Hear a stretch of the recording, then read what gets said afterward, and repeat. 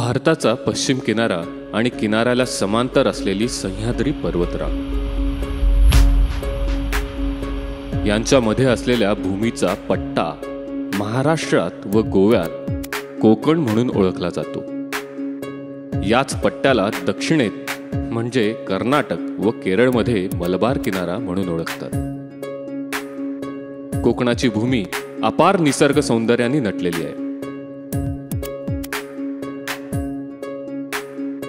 माडांच्या रांगा, आंबे, सुपारी, केळीच्या बागा, फणस, काजू, कोकमाची झाडं आणि डोंगर उतारांवर असलेली भातशेती असा निसर्गाचा वरद हस्त कोकण प्रदेशाला लाभलेला आहे।